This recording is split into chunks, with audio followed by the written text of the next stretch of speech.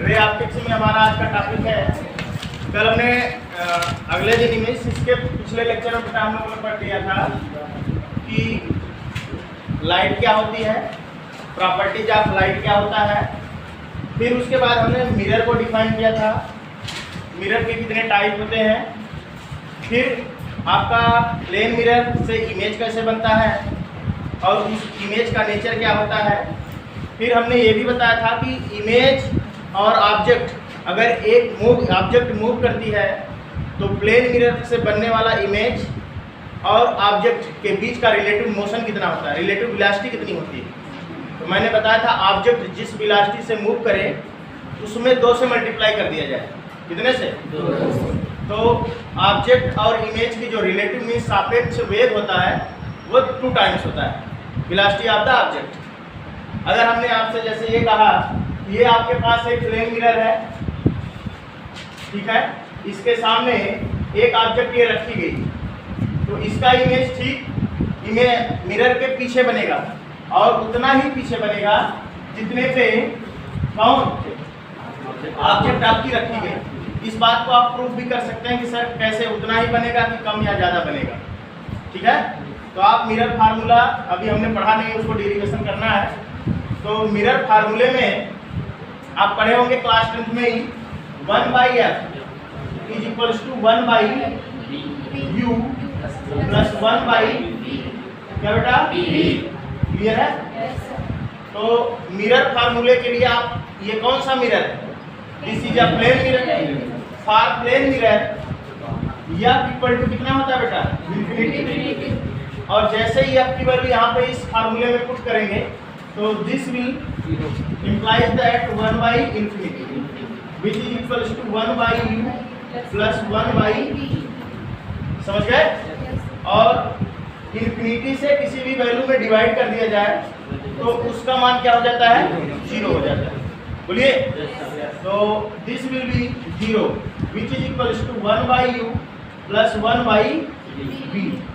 ठीक है ना? यहाँ से u को अगर हम निकालें तो 1/u equal to minus 1/v, या u इक्वल टू कंपेयर कर दें तो क्या आएगा? माइनस। तो यहाँ पे देखो साइन ये बता रहा है कि u जिधर होगा उसके अपोजिट में कौन होगा? v। मीन्स v क्या है? Distance of the image from the pole of the mirror. और u क्या बेटा? डिस्टेंस ऑफ द ऑब्जेक्ट है from the pole of the mirror. तो आपने देखा वस्तु की दूरी और प्रतिबिंब की दूरी दोनों बराबर है, लेकिन दोनों की दिशा क्या है? विपरीत। इसका क्या मतलब? अगर आप ऑब्जेक्ट को इधर रखेंगे तो इमेज किधर बनने वाला है? इस तरह से। क्लियर है? तो यहाँ से एक चीज ये क्लियर हो गया कि समतल दर्पण के सामने कोई भी वस्तु जितनी दूरी पर रखेंगे ठीक उसके अपोजिट डायरेक्शन में उसका इमेज ठीक उतनी ही दूरी पर बनने वाला है। ठीक है? और ध्यान दीजिए, कोई भी मिरर हो, अगर इमेज कहाँ पे बने? दर्पण के पीछे बने। कहाँ बने? दर्पण के पीछे। वो प्रतिबिंब आपका क्या होता है? आभासी होता है। क्या होता है? आभासी। और प्रत्येक आभासी प्रतिबिंब कैसा होता है बेटा? सीधा। ठीक है? और अगर वो दर्पण के सामने बन जाए इमेज तो वो वास्तविक, और वास्तविक सीधा हमेशा क्या होता है? उल्टा। ठीक है? ये बातें हो चुकी है। तो बात किसकी हम कर रहे थे? ऑब्जेक्ट और इमेज। ऑब्जेक्ट और इमेज के रिलेटिव वेलोसिटी के बारे में हम जानना चाह रहे थे। हमने आपको ये पूछा कि अगर कोई पूछे कि अगर किसी प्लेन मिरर के सामने कोई व्यक्ति खड़ा है तो वो व्यक्ति यदि प्लेन मिरर की तरफ या प्लेन मिरर से दूर, ठीक है, किसी वेलोसिटी v वेलोसिटी से क्या कर रहा है? जा रहा हो या भाग रहा हो, तो आपसे ये क्वेश्चन करेगा कि बताइए इमेज और किसमें ऑब्जेक्ट के बीच की रिलेटिव वेलोसिटी, सापेक्ष गति बताइए या सापेक्ष वेग बताइए। तो उस कंडीशन में हमने आपको रिलेटिव मोशन पढ़ाया था क्लास 11 में कि जब किन्हीं 2 ऑब्जेक्ट अपोजिट डायरेक्शन में मूव कर रही हो तो उनका रिलेटिव वेलोसिटी को आपस में जोड़ देते हैं। क्या कर देते हैं? ऐड कर देते हैं। और अगर दोनों सेम डायरेक्शन में मूव कर रही हो तो रिलेटिव वेलोसिटी के लिए एक दूसरे के वेलोसिटी का क्या कर देते हैं बेटा? डिफरेंस ले लेते हैं, मतलब घटा देते हैं। तो आप हमको बताओ अगर ये ऑब्जेक्ट इधर मूव करेगी तो इमेज किधर मूव करेगा, इधर मूव करेगा। तो आप देख रहे हैं किसका, ऑब्जेक्ट की वेलोसिटी का डायरेक्शन और इमेज की वेलोसिटी का डायरेक्शन अपोजिट, इसलिए इनका रिलेटिव वेलोसिटी के लिए क्या करेंगे, ऐड कर दिया जाएगा। दूसरा, अगर ये इधर जाए तो वो भी किधर जाएगा, उधर जाएगा। इसका मतलब इनके वेलोसिटी क्या है, अपोजिट डायरेक्शन में। तो रिलेटिव वेलोसिटी के लिए क्या कर दिया जाएगा, दोनों के बीच रिलेटिव वेलोसिटी फाइंड करने के लिए दोनों की वेलोसिटी को ऐड कर दिया जाएगा। अगर बेटा ये v वेलोसिटी से इधर जा रही है तो ये वाली v वेलोसिटी से इधर आएगी। अगर ये v वेलोसिटी से दूर जा रहा है तो ये v वेलोसिटी से ही क्या करेगी, इधर जाएगी। बात समझ में आ गया। कहने का मतलब अगर ये 10 मीटर पर सेकंड के वेग से दूर जा रही है तो वो भी 10 मीटर पर सेकंड से ही दूर जाएगी। अगर तब इनके और इनके बीच का क्या सापेक्ष वेग पूछा जाए तो आप 2 × 10 मीन्स 20 मीटर पर सेकंड बताएंगे। क्या बताएंगे, 20 मीटर। एक छोटा सा प्रश्न बता दीजिए जल्दी से। आपके पास एक प्लेन मिरर है, प्लेन मिरर के सामने कोई वस्तु, ठीक है ना, प्लेन मिरर से दूर 5 मीटर, कितना, 5 मीटर पर सेकंड के वेग से जा रही, ठीक है। तब आपसे ये क्वेश्चन कह रहा है कि ऑब्जेक्ट और उसके इमेज, जो इमेज होगा आपका, उनके बीच का सापेक्ष वेग बताइए। 10 मीटर पर सेकंड। सीधी सिंपल सी बात है, वेलोसिटी ऑफ ऑब्जेक्ट जो होगा उसमें हम क्या कर देंगे बेटा, 2 से मल्टीप्लाई कर देंगे तो हमको रिलेटिव वेलोसिटी पता चल जाएगा। अगर ऐसा पूछे what is the velocity of image, प्रतिबिंब की का वेग बताइए किसके सापेक्ष, मिरर के सापेक्ष, तब क्या बताएंगे, 5 मीटर ही होगा, 5 मीटर पर सेकंड। समझा। लेकिन इनके बीच अगर रिलेटिव मोशन पूछ दिया था, समझ गए। दूसरी बात, आपने तो यहाँ से प्रूव कर लिया है कि प्लेन मिरर के सामने ऑब्जेक्ट जितनी डिस्टेंस पे रखा जाएगा उसका इमेज भी ठीक अपोजिट डायरेक्शन में क्या उतनी डिस्टेंस में बनेगा। ये बातें हो चुकी हैं। बोलिए, अब बात आती है हमारा स्फेरिकल मिरर के बारे में भी मैंने आपको बताया था, बोलो। तो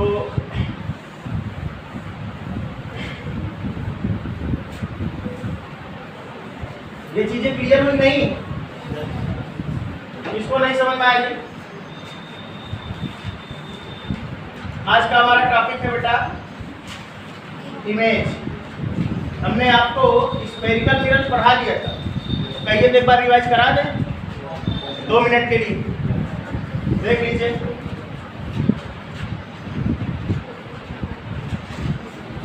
स्फेरिकल मिरर जिसको कहते हैं आप गोली दर्पण।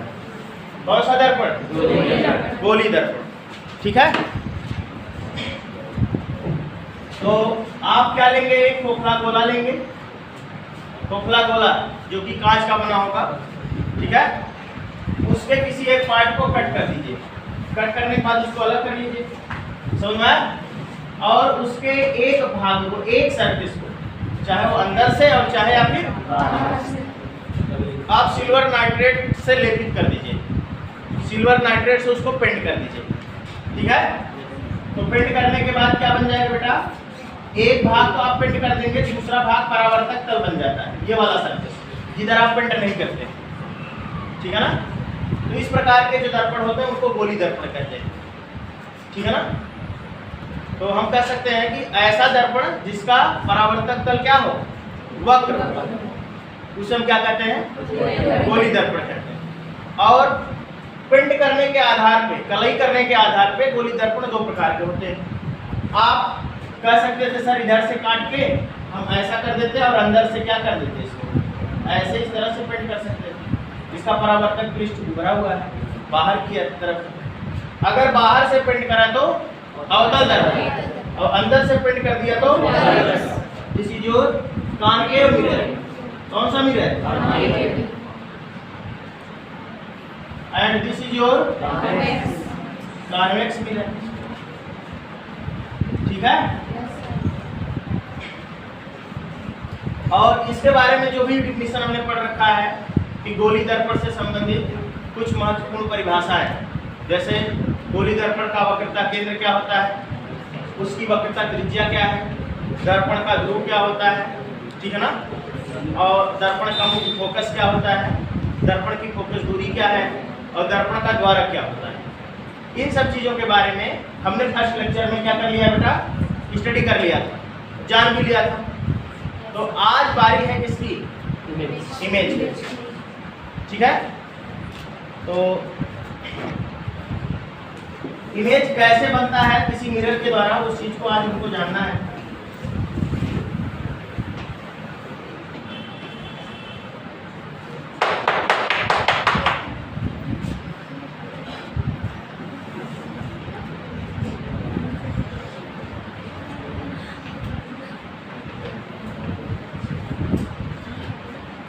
एक चीजें आप क्लास 10 में पढ़ चुके हैं, नहीं तो इसका नोट्स आपको दिया जाता। बताइए इमेज क्या होता है बेटा, इमेज को बोलते हैं प्रतिबिंब। क्या कहते हैं,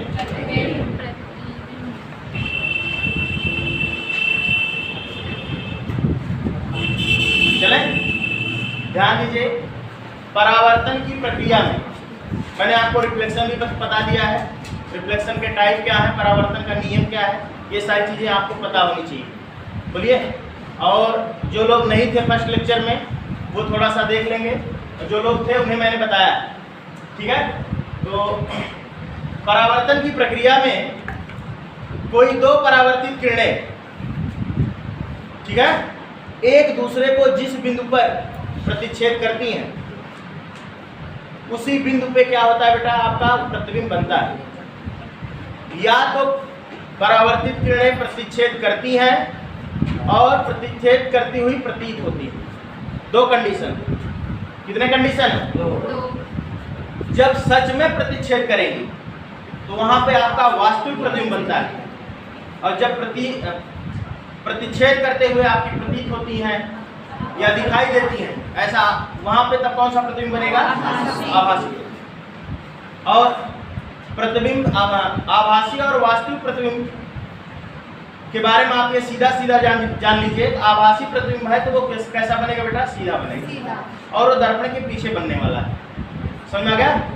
और अगर वो वास्तविक है तो उल्टा बनेगा, और किधर बनेगा, दर्पण के सामने।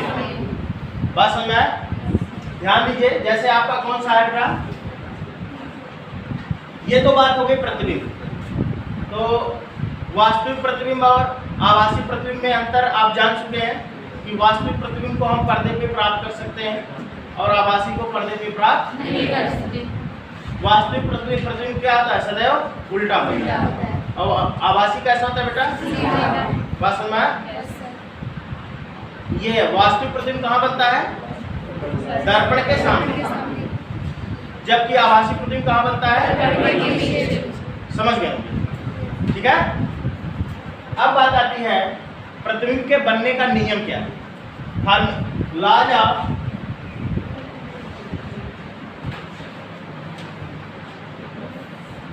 Formation of image.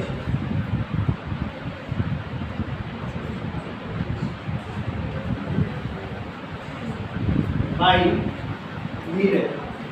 कौन सा मिरर, स्फेरिकल मिरर।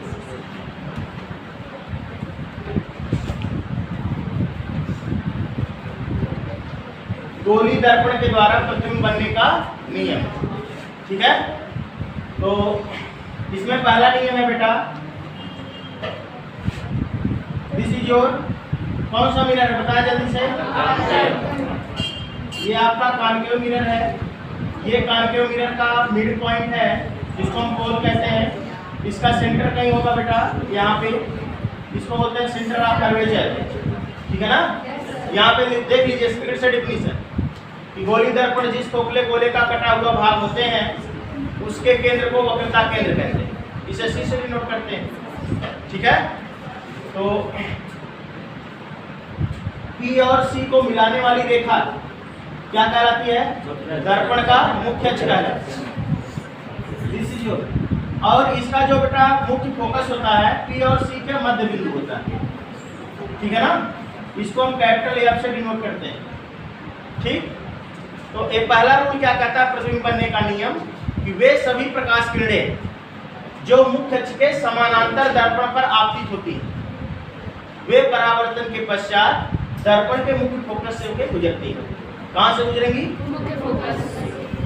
वे सभी आपतित किरणें जो दर्पण के मुख्य अक्ष के समानांतर दर्पण पर आपतित हो, तो परावर्तन के पश्चात कहां से जाएंगी बेटा? मुख्य फोकस। कहां से? ये फर्स्ट रूल समझ आ गया। सेकंड रूल क्या कहता है? अच्छा, ये तो किसमें बात हो गई? कॉनकेव मिरर में। बोलिए अवतल दर्पण में। लेकिन अगर यही उत्तल दर्पण होता, उत्तल दर्पण देख लीजिए कैसे, ये रहा आपका,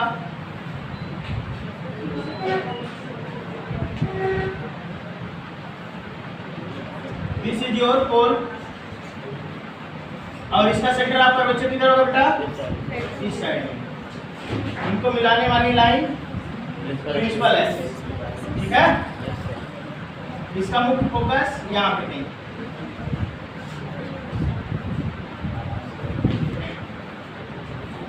चलिए, अब मुख्य अक्ष के समानांतर इस पे जो किरण आपतित होगी, वो परावर्तन के पश्चात बेटा, अब दर्पण को तो क्रॉस कर पाएगी नहीं, रिफ्लेक्ट कर देगा वो लाइट को।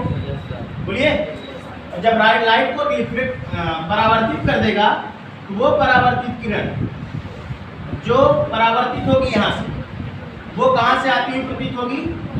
दर्पण के इसमें प्रतीत होगी। इसमें क्या होगी? मुख्य फोकस से होकर गुजरेगी, और इसमें क्या होगी? प्रतीत होगी। ठीक है। दूसरा,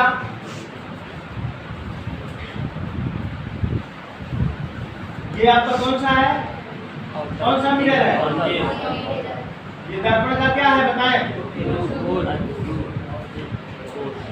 समझ गए? चलिए, ये मुख्य अक्ष है। दूसरा नियम ये है बेटा कि दर्पण के ध्रुव पर, कहां पर? दर्पण के ध्रुव पर जो भी किरण आपतित होगी, जितने एंगल से आपतित होगी, ठीक उतने ही एंगल से रिफ्लेक्ट होगी। ये आपका कौन सा रूल है? Rule number second. दर्पण के ध्रुव पर जो भी आपतित किरण जितने कोण से क्या होगी? आपतित होगी, ठीक है ना, उतने ही कोण से फिर वो क्या होगी? ये तो रिफ्लेक्शन का नियम ही बताता है, परावर्तन का नियम, कि आपतन कोण सदैव क्या होता है? समझ गए? और इसी तरह से इसमें बेटा उत्तल दर्पण में भी होगा, और इसी जो उत्तल दर्पण का क्या है बताएं? पोल। ये क्या है? सेंटर है, centre of curvature. Very good. चलिए, पोल पे कोई भी रे ऑफ लाइट इंसिडेंट करेगी, जितने कोण से इंसिडेंट करेगी उतने ही कोण से। ये रूल नंबर सेकंड, ठीक है। रूल नंबर थर्ड सबसे इंपॉर्टेंट है, उसको देखिए।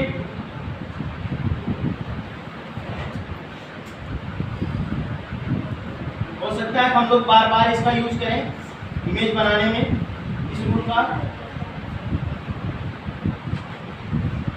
ये कौन सा मिरर है बताएं? कॉन्वेक्स। सेंटर ऑफ कर्वेचर, ठीक है। This is your principal focus.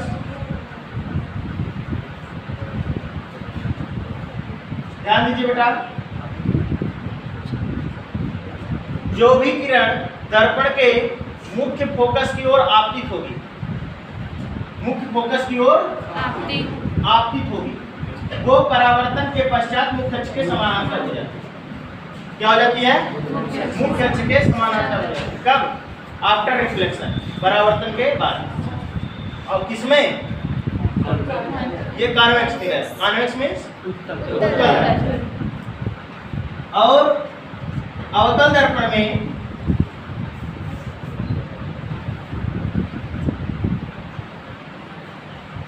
ये क्या बेटा? दर्पण का ध्रुव। अब आप जान गए, याद हो गया होगा। बोलिए, ये आपका क्या है? दर्पण का मुख्य फोकस, मिड पॉइंट होगा। अब दर्पण के मुख्य फोकस से जो भी रे ऑफ लाइट इंसिडेंट करेगी, बोलिए, तो परावर्तन के पश्चात वो कहां से आएगी? मुख्य अक्ष के समानांतर हो जाएगी। कैसे हो जाएगी? मुख्य अक्ष के समानांतर।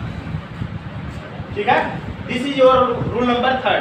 एक रूल और, एक नियम और है, वो भी देख लीजिए। इसको इरेज कर दिया जाएगा, आप नोट करने वाले हैं। एक सेकंड, एक रूल आप देख लीजिए, this is your rule number 4। अगर बेटा आपका दर्पण है और दर्पण के कहां से, वक्रता केंद्र से, कहां से बेटा, this is your centre of curvature. अगर इसके वक्रता केंद्र से कोई भी रे ऑफ लाइट इंसिडेंट करती है दर्पण पे, ठीक है ना, बोलिए yes, ऐसे वो आई, वो उसका रिफ्लेक्शन कोई और दूसरा पाथ नहीं चूज करेगी। इसका रीजन भी है, बता रहे हैं अभी। जिस रास्ते से आएगी उसी रास्ते से मार्ग को वो क्या करेगी, वापस लौटाएगी। ये ऐसे रिफ्लेक्ट, ठीक है। ऐसा क्यों होता है जानते हैं? ऐसा इसलिए होता है बेटा कि सेंटर ऑफ कर्वेचर से दर्पण के किसी भी बिंदु पर, किसी भी बिंदु को मिलाने वाली जो रेखा होती है वो दर्पण पे लंब होती है। क्या होती है? और रिफ्लेक्शन ऑफ लाइट में मैंने आपको बताया था कि जब किसी सरफेस पर कोई भी रे ऑफ लाइट लंबवत आपकी हो तो वो फिर से क्या करेगी, उसी मार्ग से लौट जाएगी। ये चीज आप पढ़ चुके हैं, समझ में आ गया? और चलिए अब किसकी बात होगी? कॉन्वेक्स मिरर में कैसे होगा भाई? इसका सेंटर ऑफ कर्वेचर इधर कहीं पोल, तो यहाँ पे बताइए लाइट आप इंसिडेंट करा दीजिए ऐसे, इधर इंसिडेंट हुआ, सेंटर ऑफ कर्वेचर की ओर आ रही, लेकिन इस मिरर ने इसको फिर से रिफ्लेक्ट कर दिया, तो रिफ्लेक्शन के बाद इसका पाथ कहाँ होगा? वही सेम पाथ होगा, ऐसे रिपीट कर। बस समझ में आ गया? इसको आप बनाना हो तो बना लीजिए, लाजवाब। ठीक है, ये इतने नियम।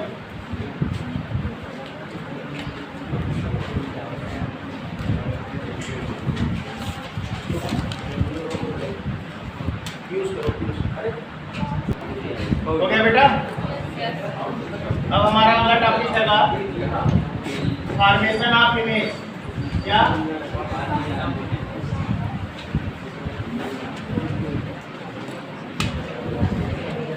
Image by concave mirror, bye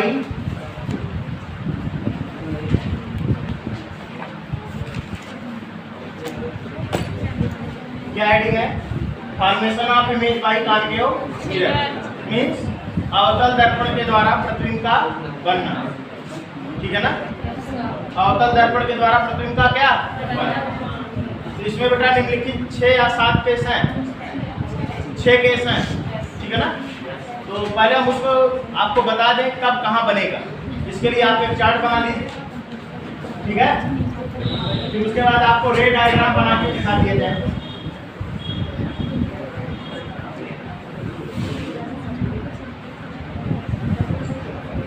साथ साथ बनाइए इसको।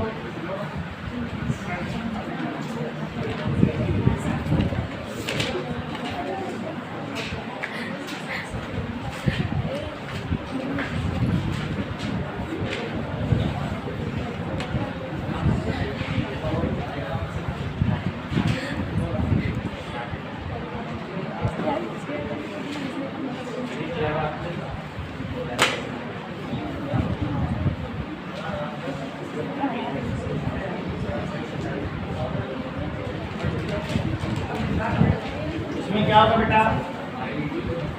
वस्तु की स्थिति,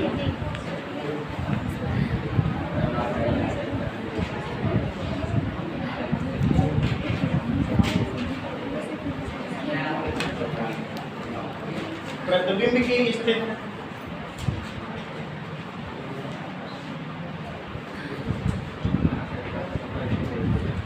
इसमें कहाँ पे होगा?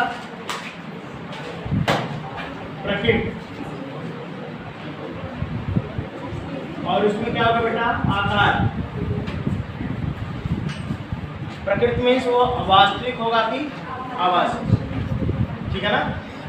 और आप जानते हैं अगर आभासी वास्तविक है, अवास्तविक है तो क्या होगा? उल्टा। और आभासी है तो चलिए, पहला है बेटा ऑब्जेक्ट कहां पर हो, अनंत पर। जब अनंत पे हो तब कहां बनेगा, यफ पर बनता है। यफ मतलब मुख्य फोकस, कहां पर, लिख दीजिए इसको, मुख्य फोकस पर।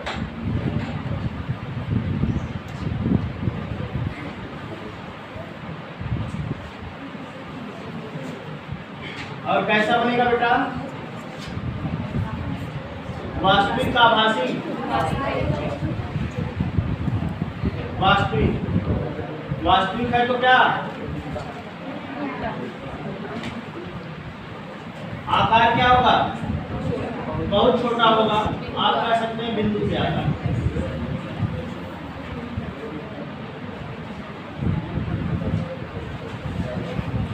ठीक है। दूसरा क्या केस है बेटा, दूसरी पोजीशन है अनंत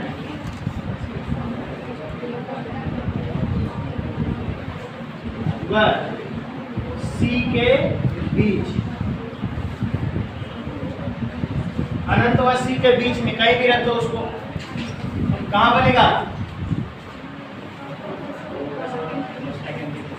यफ तथा सी के बीच। और कैसा होगा बेटा, वास्तविक होगा, उल्टा होगा, वस्तु से छोटा होगा। साइज क्या होगी उसकी, वस्तु से छोटी।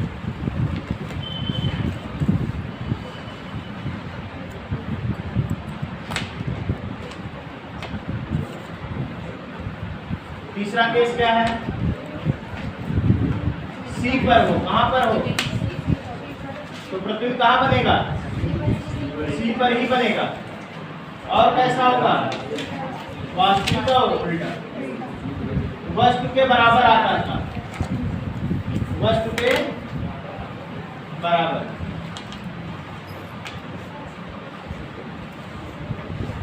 अब कहां रखें, सी तथा यफ के बीच। कहां बनेगा बेटा, सी के पीछे। सी के पीछे मतलब अनंत और सी के बीच, ऐसा यहां पे लिख दिया जाए, अनंत व सी के बीच।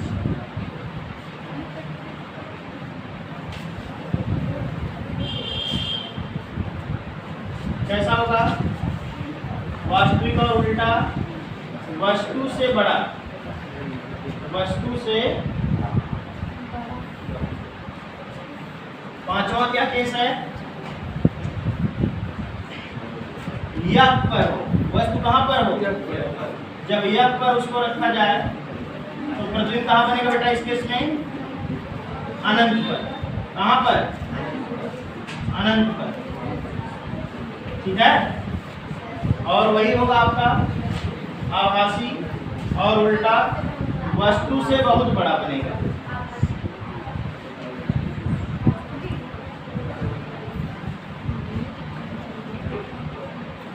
वस्तु से बहुत बड़ा। एक लास्ट वाला केस है, जब कहां पे बेटा, यफ तथा पी के बीच, पी के बीच में, तो उसका कहां बनेगा, सुन लीजिए, दर्पण के पीछे। कहां बनेगा, दर्पण के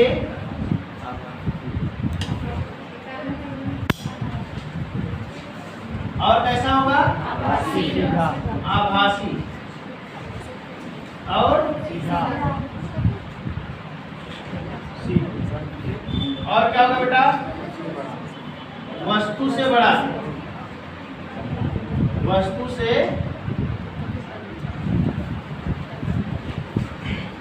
ये कंडीशन है। ठीक है,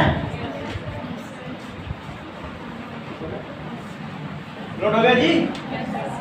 चलिए अब इसका रे डायग्राम देखा जाए। अच्छा, कभी कभी कोई क्वेश्चन ऐसे पूछ लेता है वह स्थिति बताइए, किसी वस्तु की वह पोजीशन बताइए जिसका आभासी और सीधा प्रतिबिंब बने। किससे? अवतल दर्पण के द्वारा, या और पी के बीच। या ऐसे पूछ लिया जाता है, वस्तु को अवतल दर्पण के सामने कहाँ रखा जाए कि उसका कैसा प्रतिबिंब बने? आभासी सीधा बने। बस ऐसा पूछ लिया जाता है। तो कौन सा कंडीशन है? एफ और पी के बीच, मतलब दर्पण के ध्रुव और उसके मुख्य फोकस के बीच। समझ गए?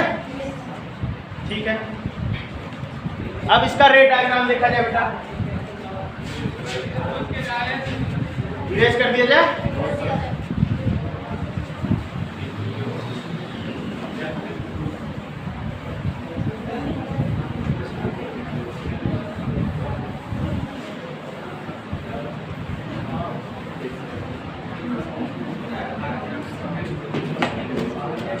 चलिए किरण आरेख देखिए तो